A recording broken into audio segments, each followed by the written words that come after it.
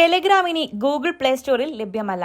Google play സ്റ്റോറിൽ നിന്നും Telegram app നീക്കം ചെയ്തു. പുതുതായി ഡൗൺലോഡ് ചെയ്യാനും സാധിക്കില്ല. സർക്കാർ ഏർപ്പെടുത്തിയ നിയന്ത്രണങ്ങളെ തുടർന്നാണ് നടപടി.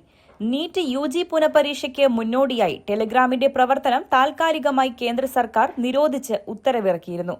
ജൂൺ 22 വരെയാണ് നിരോധനം ഏർപ്പെടുത്തിയിരിക്കുന്നത്. ടെലിഗ്രാമിലെ മെസ്സേജ് എഡിറ്റിംഗ് ഫീച്ചറും ജൂൺ 30 വരെ പ്രവർത്തിക്കില്ല. ചോദ്യപേപ്പർ ചോർച്ച തടയുന്നതിന്റെ ഭാഗമായാണ് കേന്ദ്രത്തിന്റെ ഈ നീക്കം.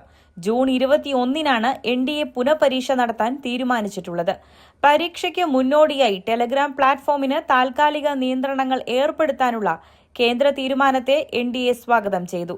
ടെലിഗ്രാമിന് താൽക്കാലിക നിയന്ത്രണം ഏർപ്പെടുത്തുന്നതായി ഇലക്ട്രോണിക്സ് ആൻഡ് ഇൻഫർമേഷൻ ടെക്നോളജി മന്ത്രാലയം നിർദ്ദേശിച്ചതായി NDA പ്രസ്താവനയിൽ പറഞ്ഞു.